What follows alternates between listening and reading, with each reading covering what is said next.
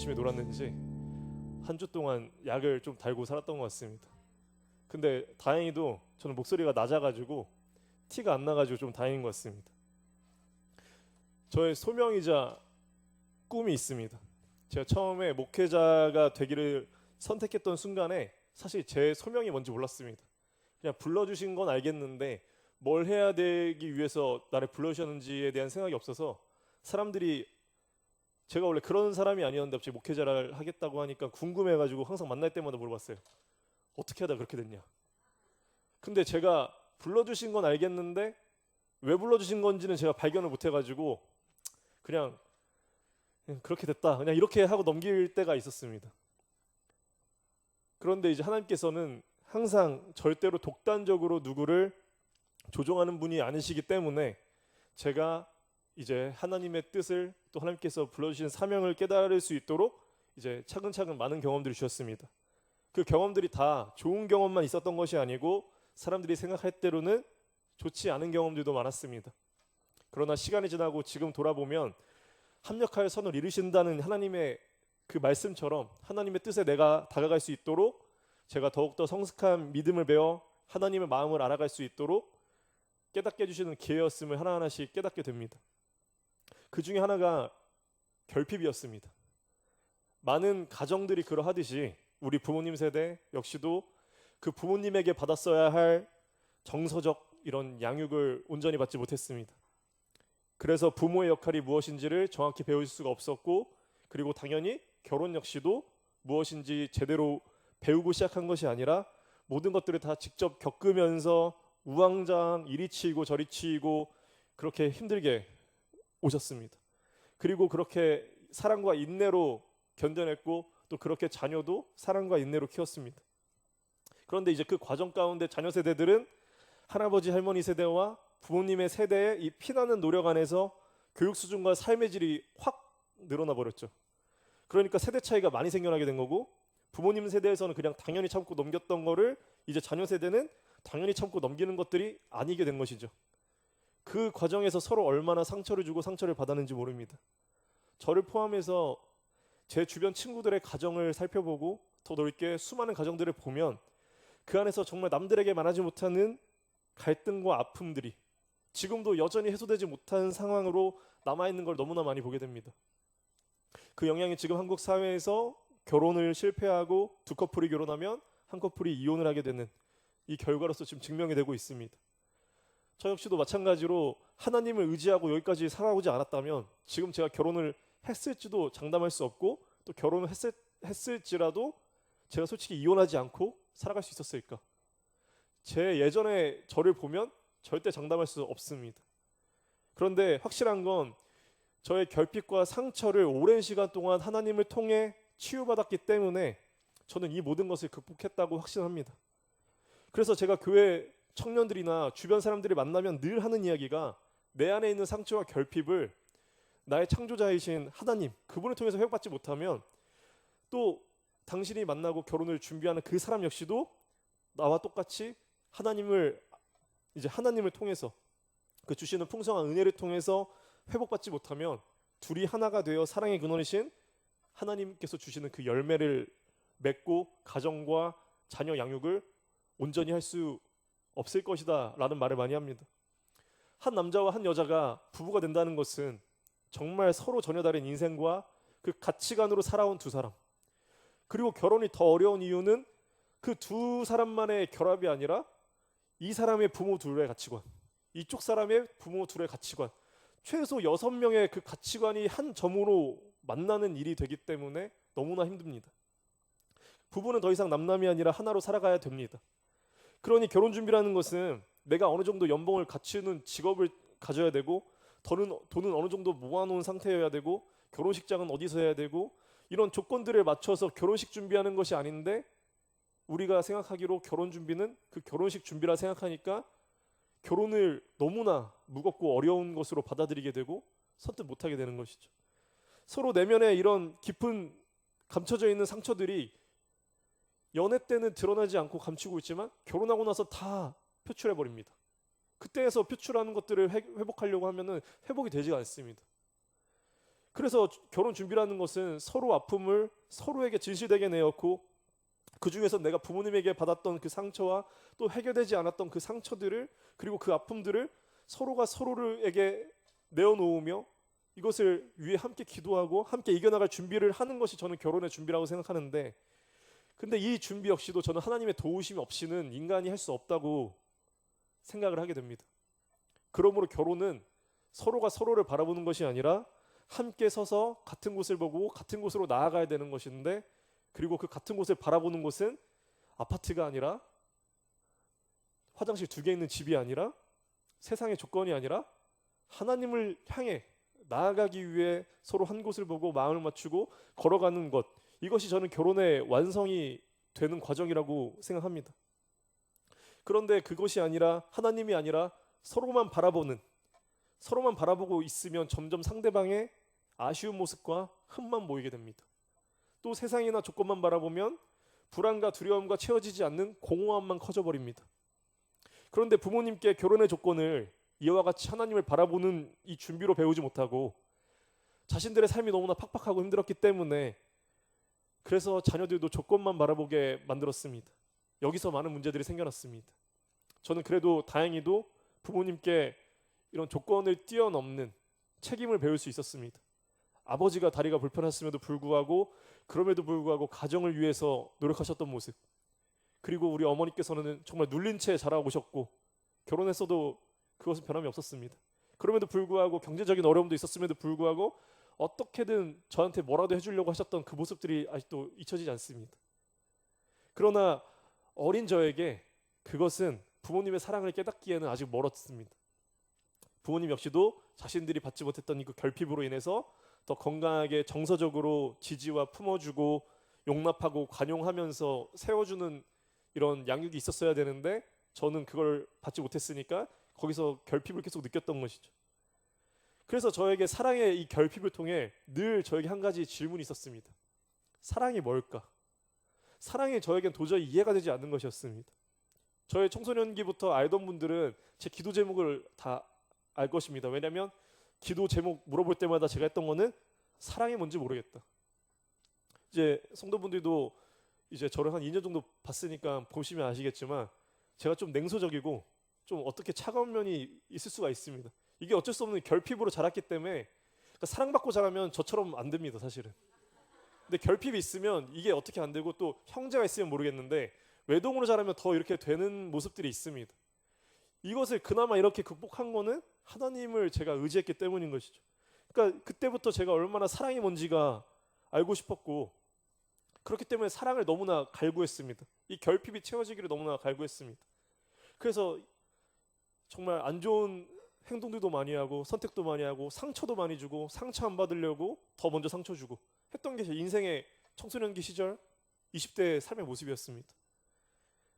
그런데 여기서 제가 깨닫게 됐던 것은, 정말 이 사랑의 충족은 내 욕망을 충족시킬 어떤 사람을 통해서 얻을 수 있는 것이 아니라 하나님을 통해서, 하나님의 관계 안에서 함께 사랑을 나눌 수 있는 그 사람을 통해 충족받을 수 있다는 것을 깨닫게 되었습니다. 그러니까 결핍을 통해서 제가 하나님만을 의지하는 과정, 그리고 하나님만을 의지함을 통해서 제가 배울 수 있었던 것처럼, 반대로 하나님께서는 또 충족을 통해서도 저에게 하나님을 경험하게 해주셨습니다. 제가 교회를 처음 나갔을 때는 초등학교 2학년 때 이제 개척교회에 함께 전학 갔던 그 친구를 따라서 갔습니다. 지금 하람이 나이 때 하람이 같은 친구가 저를 교회에 데리고 갔기 때문에 제가 처음 교회 생활을 했던 것이죠.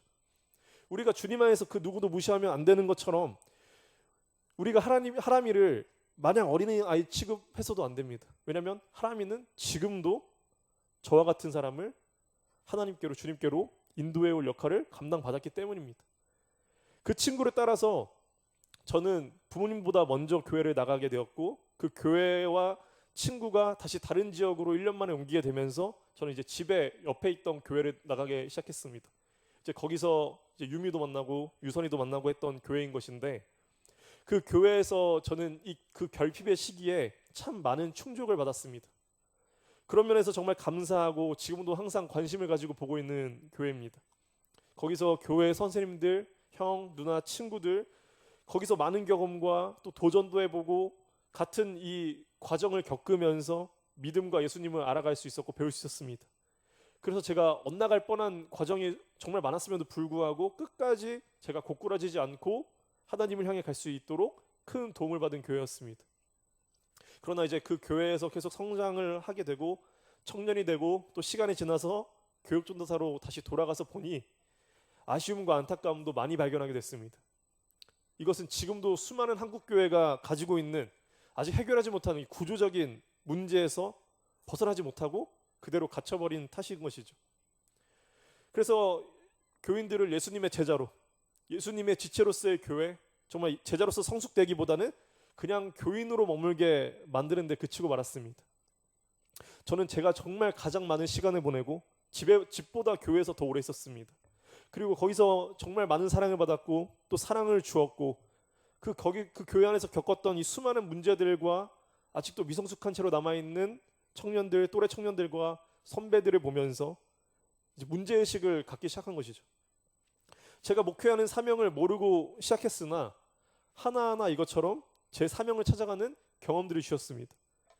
먼저 처음으로 이것이 하나님의 사명인가 라고 생각했던 것은 제가 신대원 재수하던 시절에 한 청년 동생이 수련회 갔다 와서 은혜를 받았는지 성경을 더 알고 싶고 공부하고 싶은데 교회 안에 그 기회가 없다라고 저한테 전화를 한 것이죠. 당시 그 교회 규모가 출석 성도가 1000명이었습니다. 1000명 규모였는데도 그랬다는 거죠. 그래서 알게 모르게 그 교회 안에서도 신천지나 이단에 갔다가 온 사람들이 얼마나 많은지 모릅니다. 근데 그럼에도 불구하고 그 교회 안에서 그에 대한 어떤 해결 방안도 명확히 주어지지 않고 지금도 없습니다. 그리고 당시 청년부 담당 교역자와 그 청년들과의 그 성경 공부하면서 생긴 트러블 때문에 아예 거기까지 막혀버리니까 이제 이 청년은 이 말씀의 갈급함을 어디서 채워야 되는지 도무지 찾지를 못했던 것이죠. 이런 수많은 사람들이 아직도 지금 한국 교회 내에서 밖으로 돌다가 이단에 빠지게 됩니다. 한국 교회에서 지금도 계속 일어나고 있는 문제가 바로 이 문제입니다. 그래서 제가 신대원 재수하던 시절이었음에도 불구하고 그 청년과 전화를 2시간 동안 붙잡으면서 저는 이제 또 재수도 준비해야 되고 하니까 그거를 할 시간이나 여력은 없고 또 제가 이제 신대원 준비할 때 뭐 성경이나 이런 걸 얼마나 알았겠습니까? 그러니까 사실 해줄 실력도 없었고 근데 그 청년도 그걸 아니까 저한테 해달라고 말을 못하고 서로 빙빙 돌려가면서 2시간 동안 해달라고도 못하고 해준다고도 못하고 못하겠다가도 못하고 그냥 그렇게 2시간을 정말 빙빙 돌면서 통화를 했습니다. 그런데 그 순간에 하나님께 주신 말씀은 그냥 해봐라 였습니다. 그래서 저도 제가 이제 처음이다 보니까 또 이상한 소리 할 수 있으니까 제가 다른 청년부 중에서 정말 성경 공부도 열심히 하고 신앙생활도 열심히 했던 그 청년 한 명한테 전화해서 우리가 이렇게 시작하려고 하는데 너가 여기 와가지고 중재자 좀 해라. 내가 이상한 소리 하면 너가 말 좀 해주고 그렇게 해서 시작된 게 처음 성경 공부였습니다. 그러면서 거기서 정말 많이 배웠습니다. 제가 그 시간이 없었으면 제가 지금 여기까지 못 왔을 거라 생각을 합니다. 거기서 깨달은 게 너무나 많습니다. 배운 것도 너무나 많고 처음 시작할 때 말을 너무 못해가지고 버벅거리고 이제 다들 뭐 알바하고 직장생활하고 저녁에 만나니까 조금만 말 버벅거리고 말 재미없게 하면 바로 조는 걸 눈앞에서 보게 됩니다. 그러니까 많이 이렇게 많이 재웠고 그리고 자괴감도 많이 들었고 질문을 하면은 땀이 뻘뻘 나고 그 일주일 준비하면서 아 얘가 또 이번에 무슨 질문할까 그러면서 제가 본격적으로 책을 읽기 시작했습니다. 그러면서 제가 책을 읽기 시작하면서 제 인생이 변하게 되었고 그리고 재우다 보니까 안 재우려면 어떻게 될까 얘네들이 정말 원하는 게 뭘까 얘네들이 정말 신앙생활을 위해 바라고 있는 게 원하는 게 뭘까 이제 그런 것들을 계속 대화하면서 하다 보니까 이제 이 사람들의 마음을 알게 됐고 청년의 마음을 알게 됐고 삶을 알게 됐고 공부하게 되고 이 과정이 정말 저에겐 유익했고 그러니까 말도 잘하게 됐습니다. 그 과정 때문에. 그래서 제가 신대원에 들어가서 동료 전도사분들한테 계속했던 얘기가 교회 청년들 데리고 성경 공부 꼭 해봐라. 그거만큼 좋은 게 없다. 그거만큼 많이 배우는 게 없다. 그런 과정을 배웠는데 그리고 또 이 과정을 통해서 얼마나 큰 한계를 경험했는지 모릅니다. 제가 이제 또 하다가 하다가 이제 2021년에 코로나로 인해서 이제 또 청년들의 신앙이 떨어지고 이렇게 되니까 그때 다시 2021년에 시작하게 됐습니다. 그래서 1년 동안 총 14명이 모였는데 그중에 절반 이상이 교회를 안 나가던 사람들이었습니다. 하면서 이런 생각도 들었습니다. 이 사람들 동기부여도 좀 하고 하면은 정말 개척도 할 수 있겠다. 인당 10만 원씩부터 모으기 시작해가지고 으쌰으쌰 하고 하면 어디 하나 대여하고 청년들이 14명이나 모여 있으면 다른 청년들은 금방 모일 수 있다고 생각했습니다. 그럼 어디 공간 하나 대여하면 본격적으로 가능도 하겠다 싶었습니다. 그런데 그 과정에서 두 가지 문제가 있었는데, 하나가 제가 목사 한 수가 너무나 멀었던 점과, 그리고 제가 그 1년의 과정 동안 너무나 큰 한계를 경험했던 게 뭐냐면, 하나님께서 주셨던 깨달음이 뭐냐면, 이거 아무리 해도 신앙의 성숙으로는 이어지지 않는다는 한계였습니다. 오히려 지식적으로만 채워지다 보니까, 머리로만 이게 자라나니까 오히려 자기네 교회를 무시하기 시작합니다. 우리 자신이 나가는 교회에서 시간을 등한시하고 예배도 안 가는데 이 모임은 모이고, 그런데 또 일주일에 한 번 저희가 저녁에 한 8시, 9시쯤에 모였는데도 2-3시간씩 또 그냥 했습니다. 그만큼 열망이 있었던 사람들인데, 그럼에도 불구하고 일주일에 이거 한 번으로 사람이 안 바뀌는 걸 보고 제가 절망과 자괴감을 느꼈습니다. 이게 생각보다 별 도움이 안 되는구나. 오히려 이 사람들 망치는 길이 될 수 있겠다. 이걸 깨닫게 되면서 이걸 이제 아예 없애버린 것이죠. 그러면서 깨달았던 것은, 진정한 신앙의 성숙은 교회 안에서밖에 이루어질 수 없다라는 것을 깨닫게 된 것이죠. 이런 성경 공부는 신앙의 성숙의 일부분이지 이게 답이 아니구나라는 걸 저는 그걸 통해서 깨닫게 된 것이죠. 그래서 과감하게 접었습니다. 그래서 내 사명은 이 성경 공부 센터 이런 게 아니라, 어떻게 하면 이 시대에 예수 그리스도의 교회를 다시 회복시킬 것인가, 그 준비를 해야 되기 위해 하나님께서 저를 부르셨다는 사명을 그제서야 발견하게 되었습니다. 그 깨달음 속에서 제가 이제 이 신도림중앙교회에 와서 어떻게 신앙의 성숙을 도울 수 있을까 고민하고 행했던 과정이 지금의 시간들입니다. 그러면서 여기서 제가 또 한 가지 배운 것이 있습니다. 교회는 통합적으로 세워져야 한다는 것이었습니다. 그냥 부서적으로 장년 따로, 청년 따로, 청소년부 따로, 아동부 따로 세워지면 결국 어느 시점에 한계가 오고 단절이 오고 예수님의 한 지체로서 교회는 세워지지 못한다는 것을 깨닫게 되었습니다. 지금 한국 교회들의 딜레마가 바로 딱 이 지점입니다. 솔직히 청년부만 따로 떼어서 여기서 좀 더 하면은 사람도 늘고 더 할 수 있을 거라 생각은 듭니다. 그런데 제가 청년부 예배와 이런 것들을 따로 하지 않고 우리는 모두 다 주일 예배 함께 드리고 청년부 모임의 시간은 교제를 갖고 그렇게 생각하는 거는, 우리 교회는 따로 떼어져서는 안 되는 교회였기 때문이죠. 초창기의 교회들은 우리가 지금 11시에 예배를 드리는 것처럼 모든 성도들이 함께 그 예배를 드려 또 자유롭고 개방적인 예배를 한번 드렸습니다. 그때는 교인뿐만이 아니라 단순히 교회가 어떤 건지, 그냥 예수님이 어떤 분인지 그냥 궁금한 사람들, 보러 오는 사람들, 그냥 관심 있는 사람들까지 모두 다 함께 드리는 그런 예배였기 때문에 조금 더 개방적이고 쉽고 친절하고, 설교의 메시지 역시도 딱딱한 것이 아니라 정말 예수님을 나타내는 복음, 예수님을 소개하는 복음. 그러니까 찬양과 이런 모든 분위기가 너무나 유기적이고 유연한 예배를 드렸습니다. 그리고 중요한 것은 그 예배가 끝나고 나서 세례를 받은 사람들끼리의 모임의 시간을 가졌습니다.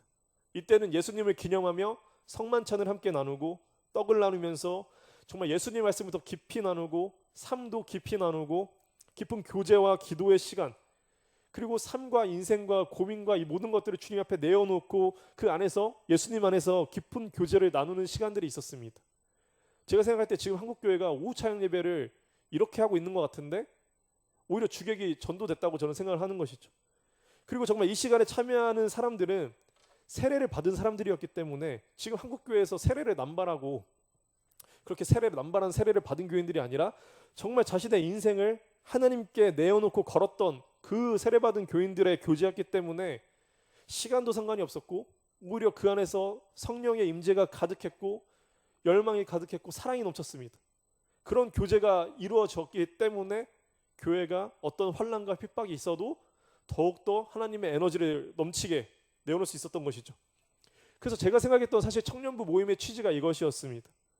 그런데 그렇게 되려면 우리가 드리는 예배가 정말 성령의 교제 안에서 영과 진리로 드려지는 그런 예배가 되어야 하고, 그 이후에 청년들의 모임이 정말 주님 안에서 삶과 마음을 나누는 시간과 이 모든 것들을 나누는 그런 모임으로 이어져야 하는데, 솔직히 두 개 다 온전히 이루어지지 않는다고 저는 생각을 합니다. 저의 사명 속에는 예배 갱신도 있습니다. 지금 한국 교회의 이 예배 형식은 바뀌어야 될 부분이 저는 너무나 많다고 생각을 합니다. 예배가 이제는 너무나 제도화돼 버렸고 형식적이고, 지금 예배 이 제도가 막 전통이라고 지키고 있는데 도대체 그게 언제부터 전통이었는지 한번 교회 역사를 보면서 따져봤으면 좋겠습니다. 역사 전통도 아닙니다, 사실은. 근데 그거를 하기 위했다고 점점 한국 교회 예배는 생명력을 잃어가고 있고, 목회자의 설교에만 너무나 의지하게 만들어 버렸고, 그래서 어떤 분들은 예배가 설교 듣는 것이라고 생각하는 분들도 많이 생겼습니다. 예배의 원리들의 이 본질들은 모두 다 소중한 것이고, 오히려 어떤 면에서는 그 부분들이 내가 하나님께 올려드리는 행위이기 때문에 나에게 너무나 중요한 방법들인데 그것들을 인식하지 못하게까지 만들게 되었습니다. 그럼에도 불구하고 우리가 이 굳어져 있는 형식들 중에서도 아직도 우리를 버티게 하고 있는 것이 바로 찬양인 것이죠. 예배는 하나님께 원래는 매우 하나님 은혜 앞에서 자기 주도적인 행위였습니다. 그런데 지금 한국교회 예배들은 너무나 수동적이고 이끌려서 뭔가 하는 것 같고 역동성이 다 사라져버렸습니다. 그런데 예배 때 이 자기 주도적인 행위로서 우리는 찬양을 그런 면에서 채워지고 있는 것이죠. 그러므로 우리 교회 예배에서 저는 찬양은 다시 살아나야 된다고 생각합니다.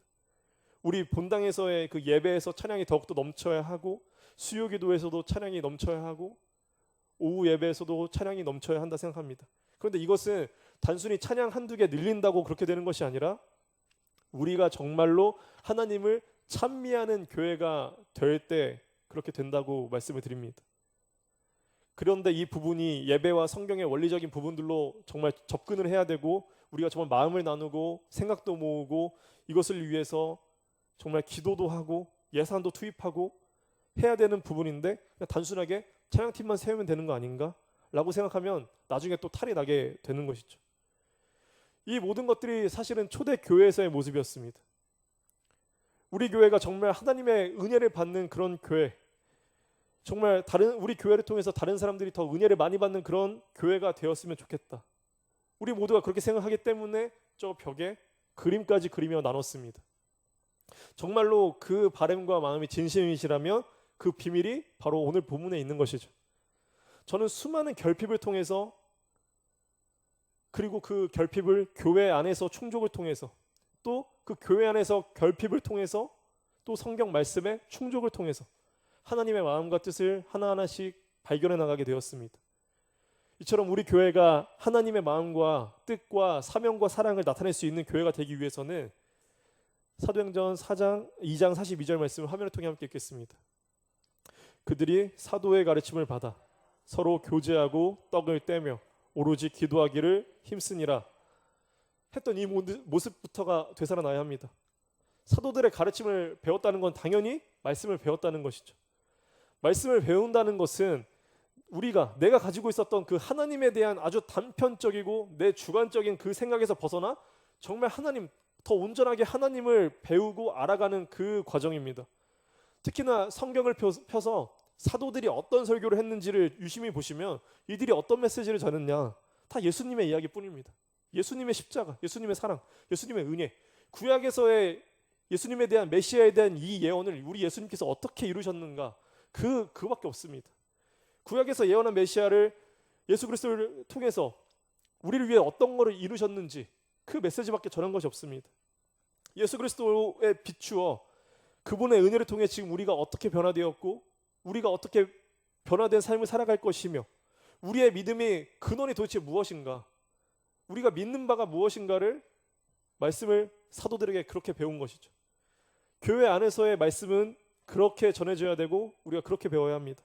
저는 지금도 동일하게 우리 청년들과 장년들 모두 성경 그 자체를 배우고 싶다는 이 갈망이 있다고 생각을 합니다. 그래서 제가 생각할 때는 우리 교회가 정말 내년에 계획을 세우고 할 때 최우선이 다른 게 아니라 진짜 이 성경 그 자체를 온전히 어떻게 우리가 배우고 알아갈 수 있을까, 이것을 나누고 교제하는 그걸로 방점을 찍어야 되지 않을까 생각을 합니다. 사도행전 2장 46절에서 47절 말씀을 화면을 통해 함께 읽겠습니다. 날마다 마음을 같이하여 성전에 모이기를 힘쓰고 집에서 떡을 떼며 기쁨과 순전한 마음으로 음식을 먹고 하나님을 찬미하며 또 온 백성에게 칭송을 받으니 주께서 구원받는 사람을 날마다 더하게 하시니라. 이 말씀을 보면 또 서로 떡을 떼며 오로지 기도하기를 힘썼다라고 말합니다. 그리고 이것을 뒤에서 더 자세하게 설명합니다. 날마다 마음을 같이하여 성전에 모이기를 힘쓰고 집에서 떡을 떼며 기쁨과 순전한 마음으로 음식을 먹었다라고 말합니다. 하나님께 기도하는 것이 무엇인지 서로 배웠고 하나님을 찬양함을 통해 어떻게 이 내적인 치유와 회복, 새로운 힘을 얻게 되었는지를 배우고 나누며 함께 성령의 교제를 이루었다고 말합니다. 그리고 이들은 하나님 나라의 시민으로서의 삶, 뒤바뀐 삶, 공동체로서의 그 생활을 이제 함께 살아가기 시작했다고 말합니다. 44절에서 45절의 말씀을 함께 읽겠습니다. 믿는 사람이 다 함께 있어 모든 물건을 서로 통용하고 또 재산과 소유를 팔아 각 사람의 필요를 나눠주며 서로 나눠주고 서로 필요한 것을 채워주고 함께 모여서 떡을 떼고 교제하고 공동체의 삶을 살면서 함께 사는 법, 함께 사랑하는 법이 무엇인지를 배웠습니다. 그리고 그렇게 살았습니다. 그리고 그 안에서 전도하는 법을 배웠습니다. 전도의 가장 좋은 방법이 뭔지 아십니까? 전도하려고 안 만나면 됩니다. 우리는 전도가 어떤 스킬이라 생각합니다. 전도 방법을 알아야 할 것 같고 무슨 엄청난 도를 전해야 할 것 같고 사형리 내용을 다 외워야 할 것 같고 만나서 담대하게 예수 그리스도 이름을 선포해야 될 것 같고 그게 전도라고 생각합니다. 그래서 누구를 만날 때 잔뜩 힘이 들어가가지고 뻔히 전도할 마음이 보이게 만나게 됩니다. 그리고 전도에 실패하고 죄책감에 빠집니다. 전도는 절대 방법과 스킬이 아닙니다. 전도는 예수 그리스도께서 우리에게 보여주신 그 길을 우리가 함께 살아가는 그 모습을 통해서 그들에게 보여주는 것이 전도입니다. 그리고 그 안에 예수 그리스도를 명확히 복음을 명확히 전하는 메시지는 있겠죠. 하지만 더 중요한 것은 우리가 먼저 어떻게 주님을 따라가는 삶을 살아가는가, 우리가 어떻게 서로 나누고 서로를 위로하고 우리가 어떻게 서로 사랑을 하는가, 그것을 보여주는 것. 그러므로 전도는 내 삶이, 우리의 삶이 주님의 길을 온전히 따라가는 그 모습을 통해서 온전히 전해지게 됩니다. 본문 47절을 보면 진정한 전도가 무엇인지를 볼 수 있게 됩니다. 교인들이 함께 살아가는 그 모습 자체를 통해, 그것을 통해 이제 47절 말씀을 화면을 통해 함께 보겠습니다. 그러면 여기서 이 파란색 단어가 보이시죠?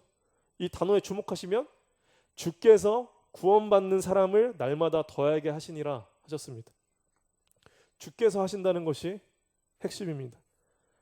그래서 우리 교회가 바라볼 것이, 우리 교회가 가정과 가정이 지금 연결이 되어 있습니까? 가정과 가정이 서로 오픈이 되어 있습니까? 교인들은 가정과 가정이 오픈이 되어야 합니다. 믿음의 가정일수록 더더욱 그 가정 안에서 우리 교인들을 받아들이고 그 안에서 나눠야 할 것이 너무나 많습니다. 예전에 이제 우리 교회에서 이제 원유자 권사님께서 한창 때 이제 집에 초대해가지고 성도들 식사 대접하고 이렇게 하셨다고 하는데, 그래서 모든 이제 집사님들이 그 집에 초대되는 걸 그렇게 기다리고 바랬다고 말씀하십니다. 그러니까 그 권사님께서는 이 삶을 살아내셨던 것이죠. 그리고 믿음의 가정이 오픈되어야 하는 또 다른 이유는 청년들이 성숙해져 봤자 그 경험 안에서의 성숙입니다. 아직 모르는 것도 많고 알면서도 내가 되지 않는 부분들이 많고 귀로는 알겠는데 정말 그렇게 삶을 살아가려다 보니 두렵고 어떻게 막막한 것들이 너무나 많습니다. 걱정과 두려운 부분들이 너무나 많습니다. 그런데 믿음의 가정을 일구어 가고 있는 그 가정 안에서 그 청년들을 챙기고 그들을 말을 들어주고 걱정을 들어주고 우리도 그랬던 그 경험을 나누고 위로해주고 기도해주고, 이런 공동체가 세상에 어디 있겠습니까? 아무 데도 없습니다. 자신의 가정에서 내가 부모님에게 배우지 못했다고 할지라도 교회 안에서 그 가정에서 배울 수 있습니다. 그러면 변화될 수 있습니다. 청년들이 알지 못하지만 제가 듣기로는 우리 장년 성도분들 중에서 정말 거동이 어려우시고 나이 드신 어르신분들을 그 집에 직접 찾아가서 돌봐주시고 정말 식사도 챙겨주시고 또 산책도 해주시고 그렇게 직접 삶으로 도와주시는 분들이 있다고 들었습니다. 또 교회를 사랑함으로 어떻게 이 교회를 지금까지 버티고 살아냈는지, 주한 형제가 말한 것처럼 그렇게 본으로 정말 드러내진 않지만 보이지 않는 곳에서 그렇게 살아가는 분들의 이제 그것들을 보여주고 청년들도 보고 배울 이것들이 너무나 많다고 생각합니다. 또 반대로 장년분들께서는 지금 우리 청년들이 이전과 전혀 다른 세상에서 얼마나 치열하게 지금 믿음을 지켜내고 있는지, 어떻게 이들이 하나님을 알아가기 위해서 발버둥 치고 있는지, 이 직적으로 이성적으로 얼마나 노력하고 살아내고 있는지 동일하게 본받고 살아갈 필요가 있다고 생각합니다. 저희가 이제 민통선에서 이제 포터 타고 올라갈 때 이제 청년들끼리 원래 뒤에 타는데 조교 장로님이 혼자 타셨습니다. 그러면서 조교 장로님이 타시면서 하셨던 말씀이 청년들이랑 같이 있으니까 막 활기가 솟는다고, 살아나는 것 같다고. 저는 장년분들도 우리 청년들과 함께 이런 활기를 느끼고 다시 한번 뜨겁고 또 사랑도 주고 우리 청년들도 사랑도 받고 이런 통합되는 것이 정말 너무나 필요하다고 생각합니다. 그런데 지금 한국교회에서 이 통합이 완전 다 끊어져 버렸죠. 청년부만 따로 있고 뭐 장년들 따로 있고 뭐 중고등부 따로 있고 다 따로입니다. 이 통합이 안 됩니다. 그러니까 지금 한국교회가 이렇게 위기가 온 것이죠. 그리고 여기서 또 한 가지 구별해야 될 것을 배웠습니다. 성경 공부와 제자 훈련은 다르다는 것이죠. 다른 방식으로 진행돼야 된다는 것을 깨달았습니다. 성경 공부는 정말 훌륭한 학자들이나 이런 또 그 다양한 자료와 책을 통해서 목회자가 준비하고 또 공부할 시간도 필요하고 그 안에서 발견하기 어려운 신앙적 내용들을 이제 정리해서 가르쳐야 하기 때문에 목회자가 준비하고 이제 다수의 인원에게 강의하기에는 아주 유익합니다. 그러나 제가 생각할 때 제자 훈련은 아닙니다. 제자 훈련은 단순히 강의 듣는 식으로 제가 한계를 느꼈던 성경 공부식의 방식 이렇게 되지 않는다고 생각합니다. 다른 이제 다수의 사람들을 놓고 한 명의 강의를 듣는 방식으로는 제자 훈련이 이루어지지 않는다고 생각합니다. 그래서 저는 제자 훈련은 1대1로 신앙의 일금이가 따름이에게 정말 헬스 PT를 해주는 것처럼 그 사람이 운동하고 그 사람이 살아내고 그 사람이 식단 조절도 하고 해야 되는 것을 도와주는 것처럼 그렇게 신앙의 삶을 배우고 직접 살아내도록 돕는 것이 그 코칭의 역할이 저는 제자 훈련이라고 여기서 깨닫게 되었습니다. 그리고 이 역할은 무조건 목회자가 할 필요도 없고 신앙의 성숙의 단계에 따라서 내가 헌신하고자 하는 이들이 맡을 때 교회는 더 유익하고 유기적으로 교회가 생명력 있게 양육되어질 수 있다고 생각합니다. 현실적으로 보면 우리 교회가 언제까지 지금 청년부와 장년부 이 체제로 갈 수 있다고 생각하십니까? 장년부와 청년부 이 체제로 언제까지 갈 수 있을까요? 지금 청년부의 절반이 집사들입니다. 그리고 이 집사라인들이 어느 순간 결혼하고 나면 이들은 붕 떠버립니다. 지금 이 구역 체계에 이들을 넣어서 이제 청년부랑 딱 분리시키거나 뭐 이렇게 될 수 있을까요? 지금 그게 안 돼가지고 한국 교회 지금 수많은 교회들이 이 중간 라인이 다 나가버립니다. 그러면 다른 교회는 어떻게 되냐? 그 중간 라인만 모이는 교회들이 생기게 되는 것이죠. 두 개 다 건강하지 못한 것이죠. 한국 교회적 차원에서 이것은 결과적으로 절대 좋지 않습니다. 그리고 또 우리 교회 이제 30대 중후반 아니면 40대 미혼 교인들이 오면 이제 그들은 어떻게 될까요? 그들이 이제 바로 우리 장년분들이랑 뭐 같이 하려고 할까요? 안 하죠. 그럼 청년부 들어오기에는 또 우리도 애매합니다. 그러니까 이제 이거를 우리가 한번 생각해 봐야 될 때라고 하는 것이죠. 지금 우리가 이 문제에 대해서 진지하게 고민하고 대안을 지금부터 좀 만들어 나가야 되지 않나 싶습니다. 그러기 위해서는 기존 교회들이 했던 그 방식을 이제 벗어버릴 필요가 있습니다. 우리 개신교는 프로테스탄트, 개혁교회입니다. 우리는 시대와 사명에 따라 늘 개혁되어야 합니다. 온고지신이라는 말이 있습니다. 옛 것을 익히고 그것을 미루어 새 것을 아는 것처럼 우리는 성경에서의 선배들의 삶을 익히고 그것을 통해 또 한 발 앞섰던 그 교회의 발전과 세태를 보고 익히면서 변화에 발맞춰 준비해야 합니다. 저의 사명이 교회 회복이라는 것을 이제 깨닫고 이제 그에 관해서 이제 준비하다 보니 이제 저랑 유미가 결혼하고 나서 유미가 정말 놀랬던 부분이 뭐냐면 책을 너무 심각하게 본다고. 그러니까 책을 너무나 많이 본다는 것이죠. 생각했던 거 이상으로 지금 제가 책을 보는 거를 이제 몸소 알게 된 것이죠. 전 틈만 나는 대로 책을 봅니다. 언제부터냐? 성역 공부를 진행했던 그 순간부터. 이건 정말 심각하다. 이거는 내가 지금 이 수준으로는 버틸 수가 없다. 공부하지 않고서는 나 살아남을 수 없겠다. 그리고 내가 공부하지 않으면 이 사람들이 망칠 수 있겠다는 그 경각심을 얻게 된 그 순간부터 제가 책을 정말 너무나 많이 읽습니다. 그리고 예배와 이 교회에 관한 책도 지금 30권에서 40권은 넘게 읽고 있는 것 같습니다. 그런데 그 책들의 공통적인 이야기는 당신의 교회는 당신의 상황에 맞게 교인들과 함께 만들어 가야 한다.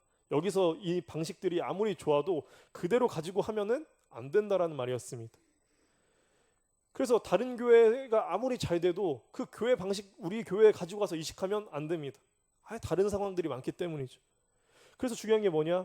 우리가 함께 주님께 집중하고 말씀을 배우고 나누고 삶과 이 모든 것들을 공유하고 도우며 우리가 예배를 사모하고 기쁨과 찬미와 이 관계가 회복할 수 있는 그 은혜를 우리가 함께 사모하고 우리 각 주변의 사람들에게 흘리는 과정이 우리에게 먼저 이루어져야 하는 것이죠.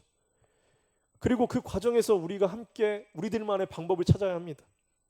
저는 세상이 위기일수록 교회는 기회라고 생각합니다. 코로나가 한창일 때 제가 되게 너무나 답답했던 부분은 교회들이 뭐 대면 예배 하느니 마느니 정부가 우리를 뭐 박해하느니 마느니 이런 데에다가 막 오히려 세상에서 더 시끄럽고 우리가 우려의 대상이 되어버렸습니다. 그때 그냥 먼저 교회들이 정말 총회를 중심으로 세상에 가장 먼저 마음을 모아서 재정과 헌금을 모아가지고 어려운 데 써달라고 하고 아니면은 코로나 백신 연구에 도움이 됐으면 좋겠다 메시지 던지고 먼저 손을 내밀고 또 그렇게 교인들이 선을 행했다면 지금 저는 한국 교회가 지금 한국 사회에서 완전히 다른 역할을 차지하고 있을 거라 생각합니다. 그런데 맨날 목사님들은 강단에 올라가가지고 코로나 때문에 위기다, 한국 교회가 위기다, 어쩌고 저쩌고 이제 하면서 정부가 종교를 박해한다, 교회가 무너진다, 맞서 싸워야 한다. 원래 기독교는 박해받을 때 제일 건강했습니다. 정말 메시지다운 메시지를 전하는 분들을 찾아보기가 힘들었습니다. 이런 지금 세상일수록 교회는 기회입니다. 그러나 예수님만의 교회만 기회입니다. 아니면 다른 교회는 위기입니다. 제가 얼마나 저의 이 마음이 답답한가를 이제 성도분들에게 예를 어떤 걸 들까 하다가 조금 민감한 예지만 이거밖에 없다라고 생각해서 지금 예를 하나 들자면 예를 들어서 국민의힘 정치인이 있습니다. 그 사람이 전라도에서 활동을 합니다. 반대로 민주당의 정치인이 있는데 그 사람이 경상도에서 활동을 합니다. 이들이 거기서 국회의원으로 당선되려면 유권자 마음 하나 얻으려면 이들이 어떤 행동을 할까요? 어떤 방법을 취할까요? 반대로 민주당 국회의원이 자기 텃밭인 전라도에서 활동을 하고 있습니다. 국민의힘 국회의원이 자기 텃밭인 경상도에서 활동을 하고 있습니다. 그럼 이들은 당선을 위해서 어떤 노력을 하고 있을까요? 제가 여기서 드리고 싶었던 말씀이 지금 우리 교회와 청년들과 저의 상황이 바로 첫 번째 예시라는 것이죠. 굉장히 적대적이고 무관심한 세상에서 우린 그리스도인으로 이제 활동해야 되는 사람들입니다. 정성진 목사님께서 얼마 전에 오셔서 그분이 정말 어른으로 오셔가지고 좋은 말씀 많이 해주셨습니다. 그런데 그분의 시대는 두 번째, 자기 지역구에서 정치하던 그 시대입니다. 왜냐하면 우호적인 시대였습니다. 종교심이 세대가 있었고 기복신앙이랑 맞물려가지고 좀 과하게 말하면 그냥 교회 깃발 꽂으면 사람들이 알아서 모이던 그 시기였습니다. 그런데 지금은 그 여파와 악영향으로 인해서 지금 전혀 다른 시대가 되었습니다. 지금 지역구가 바뀌었습니다. 세계관도 완전히 바뀌어버린 지금 시대에서 우리는 지금 살아가고 있습니다. 그럼 당연히 이전 방식이랑은 완전 달라져야 합니다. 우린 적대적인 사람에게 다가가야 합니다. 근데 예전에 깃발 꽂으면 모이던 그 방식으로 하면 이 교회가 어떻게 살아남을 수 있겠습니까? 예전 방식 그대로 고집하면 도태되는 것은 너무나 당연합니다. 이거 정성님 목사님께서 그렇게 말씀하신 건데 이것처럼 정성님 목사님도 마지막에 그 말씀하시지 않았습니까? 내가 은퇴 빨리 하길 잘했다. 자기가 은퇴 빨리 하길 잘했다고 말씀하신 게 다 이런 맥락에서 그렇게 되는 것입니다. 그러므로 지금 우리가 준비해야 될 것은 기존의 방법이 아니라 어떤 교회를 키워냈던 그 방법을 가져올 것이 아니라 더더욱 우리는 그리스도의 본질을 어떻게 살아낼 수 있을까? 거기에 집중해야 되는 것이죠. 미디어 세대, VR 세대, AI 시대, 넷플릭스 시대 다 좋습니다. 그래서 지금 한국 교회 방식들이 먹히지 않은 시대가 온 것 같습니다. 그래서 위기라고 교회들이 소리를 치고 있습니다. 그런데 저는 오히려 조금만 생각해 본다면 이런 시기이기 때문에 우리는 성령님의 임재를 더욱더 의지하고 우리 가운데 성령님의 교통이 이루어지는 이 방법에 집중했을 때 오히려 지금 가짜 감정에 젖어 있고 가짜 행복에 젖어 있는 이 시대에 그 시대이기 때문에 우리는 오히려 진짜 감정, 진짜 기쁨, 진짜 행복, 성령님의 임재하심을 경험하게 된다면 이들은 더욱더 주님께 매료될 것이라 생각합니다. 지금 시대는 오히려 더욱더 감동에 메말라 있고 사랑에 메말라 있습니다. 마음에 너무나 상처투성이다 보니, 어릴 때 제가 그랬던 것처럼 마음에 너무나 상처투성이다 보니 이 마음과 감정을 감추고 발톱만 드러내고 누군가나 공격하면 물어뜯을 준비만 하고 있습니다. 이런 이들을 탕자의 아버지처럼 버선발로 달려가 우리가 안아줄 수 있다면 이들을 그 품에 안겨 엉엉 울며 회복받을 것입니다. 우리가 포옹하는 그 관계 속에서는 서로를 판단할 눈이 필요가 없게 됩니다. 그저 따뜻한 온기와 사랑만이 존재합니다. 그런데 교회는 자기 텃밭에서 이제 기득권을 잡으려고 하다 보니 이런 예수님께서 십자가가 자신을 꿰뚫는 그것까지도 포용하신 그 포용이 다 사라져버리고 서로를 정죄하는 눈이 더 날카롭게 서려버리게 된 것 같습니다. 오늘 본문에서의 예수님의 교회들은 예수님을 살아냈습니다. 예수님을 나타냈고 예수님 그 자체인 교회였습니다. 그 맛을 보았던 수많은 사람들이 진짜를 통해 가짜를 떨쳐버릴 수 있었습니다. 제가 그들 중 한 사람이었습니다. 제가 예수님께서 나타내신 그 은혜를 통해서, 그 은혜를 나타내는 교회의 그 사랑을 통해서 주님을 만났습니다. 그런 제가 예수님을 통해 저의 결핍과 아팠던 부분들이 회복되기 시작했고, 저 스스로는 지금도 결코 해결할 수 없는 그 부분들을 하나님께서 회복시켜 주셨습니다. 수많은 결핍과 아픔들을 통해서 제가 회복되었던 것처럼 지금도 수많은 사람들이 주님을 통해 그렇게 회복될 줄을 믿습니다. 그 방법은 교회밖에 없습니다.